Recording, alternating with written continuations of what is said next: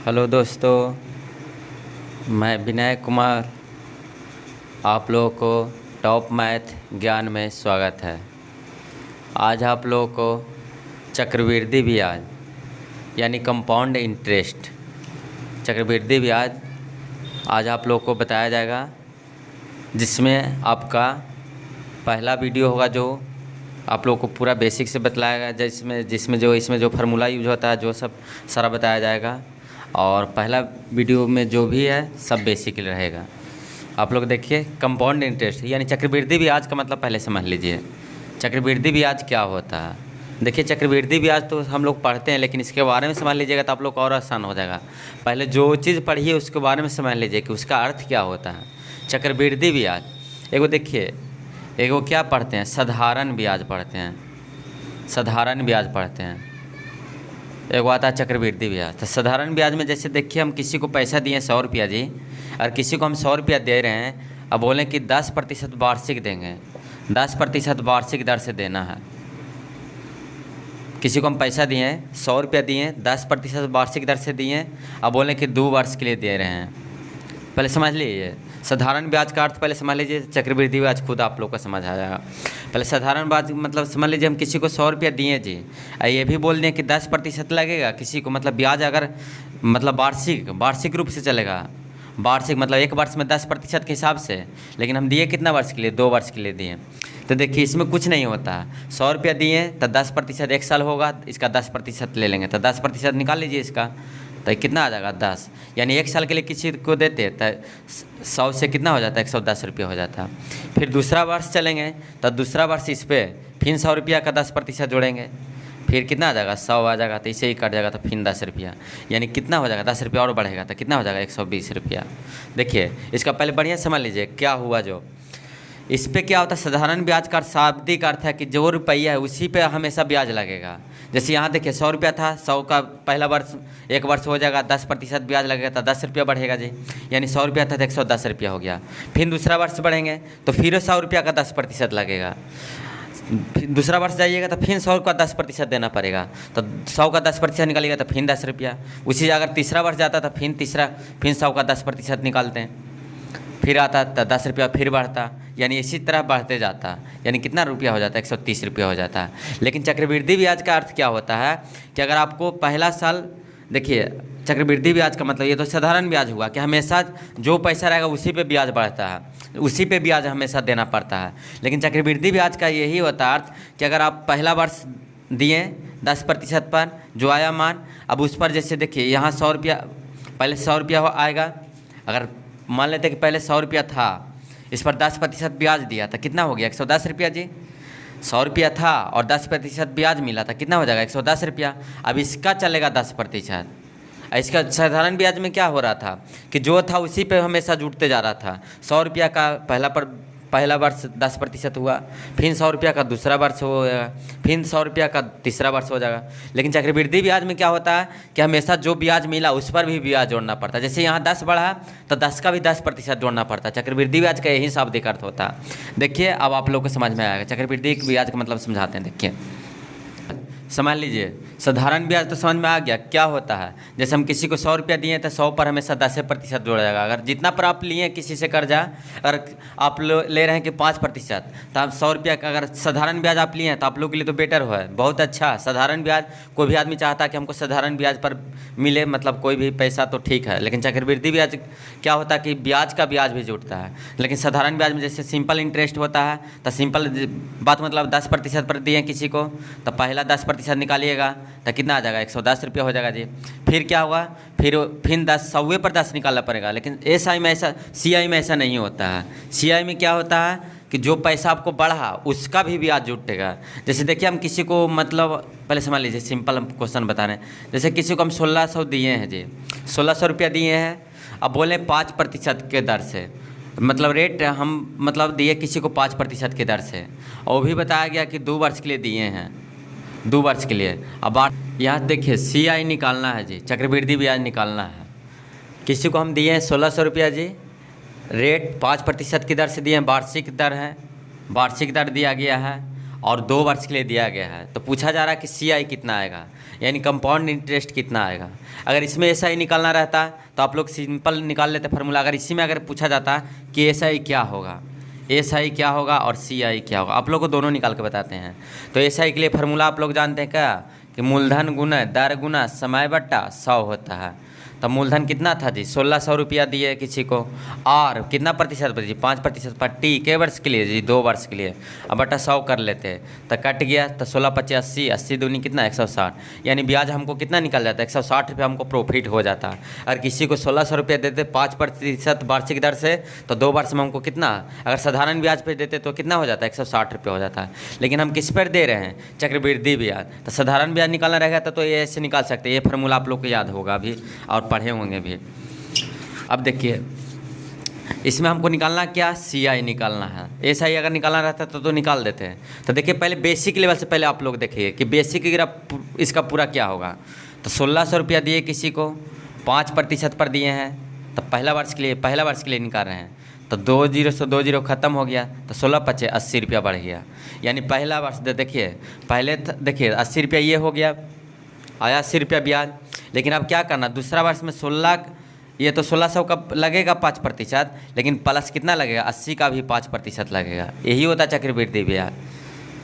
तो देखिए इसका 5% निकालिए और इसका 5% निकालिए, तो देखिए कितना हो जाएगा, 2 0 से 2 0, 16 × 5 80 हो गया।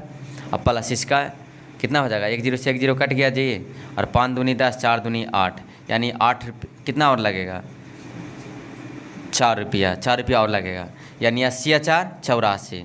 तब पहला वर्ष देखिए 80 रुपया ये हो गया था, और दूसरा वर्ष क्या हुआ, पहले जो 1600 दिए थे उसका तो अलग जुटेंगे गया, लेकिन जो पैसा हमको आया उसका भी ब्याज जोड़ा जाता है चक्रवृद्धि ब्याज में।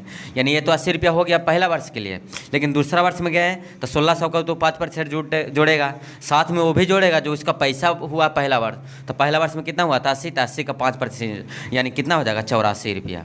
तो कितना हुआ सब मिला के, पहला वर्ष में 80 रुपया कमाया और दूसरा वर्ष में 84, यानी कितना हो जाएगा, 4 के 4 और 8 8 16, यानी कितना हो जाएगा 164 रुपया हो जाएगा। अगर CI निकालना रहता तो CI कितना हो जाता है 164 रुपया। लेकिन ऐसा देखिए आप लोग को अगर समझ में आया था तो ठीक है, लेकिन ऐसा एग्ज़ाम में ना कीजिएगा। देखिए आप लोग को बेसिक बताया जाता है, आप लोग बना के देखिए, बनेगा भी, मतलब आप लोग को और इससे भी इजी बताया जाएगा। ये तो बेसिक हुआ, जैसे किसी को हम 1600 रुपया दिए जी, 5% पर दिए, तो पहला वर्ष में तो जो है वही लगेगा, पहला वर्ष में 80 रुपया लगा। लेकिन दूसरा वर्ष जाइएगा तो 1600 को तो 5% जोड़ेगा, लेकिन जो उसका पैसा 80 रुपया बढ़ा उसका भी 5% जोड़ेगा, यानी 80 रुपया इन्हें 4 रुपया इसका बढ़ा, तो 84 रुपया उसका दूसरा वर्ष में होगा। और आगे बढ़ेगा तो इसी फिर 84 का भी जोड़ेगा। लेकिन देखिए इसमें और अब समझ लीजिए, अब इसको बनाना कैसे है बेसिक लेवल से। देखिए पहले क्या करना है, कितना रेट पर दिया गया है 5% पर, तो 5% का होल वैल्यू निकालिए।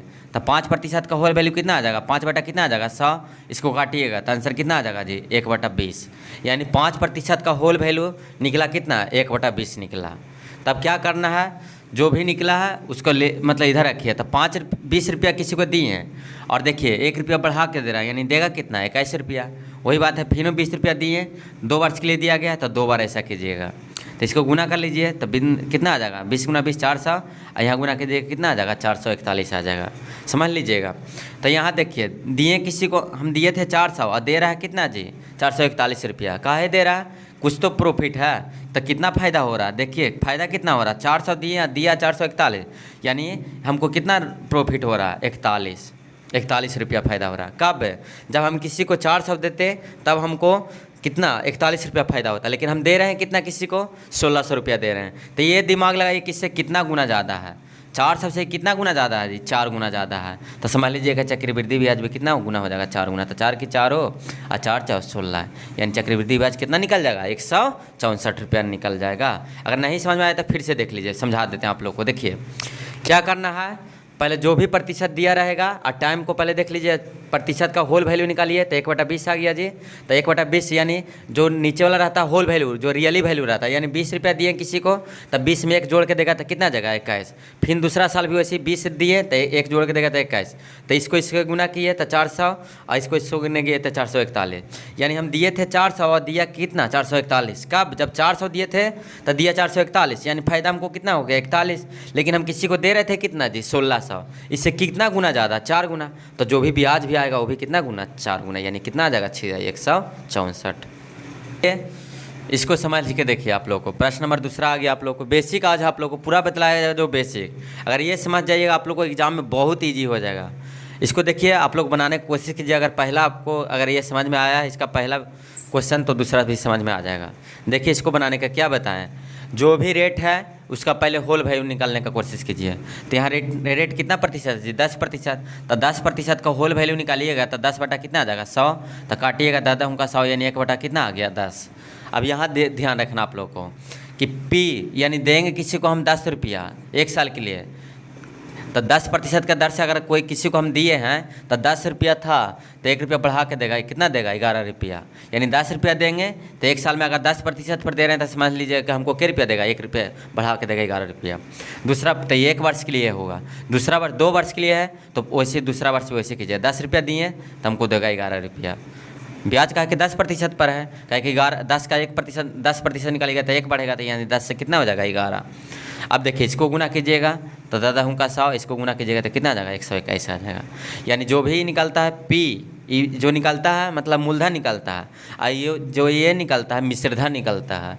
यानी जो पैसा हम दिए थे और वो देगा, मतलब हम किसी को 100 रुपया कर्जा दिए थे तो लेकिन वो देगा कितना, 121 रुपया।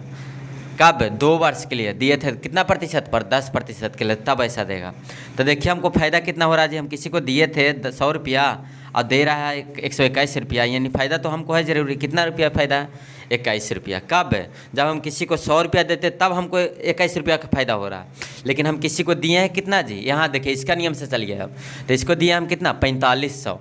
तो इससे कितना गुना, 100 से कितना गुना ज़्यादा, 45 गुना ज़्यादा है, 45 गुना ज़्यादा है। यानी जो भी मान आएगा कितना गुना ज़्यादा आएगा, 45 गुना ज़्यादा। तो इसको गुना कर लीजिए, आंसर आ जाएगा।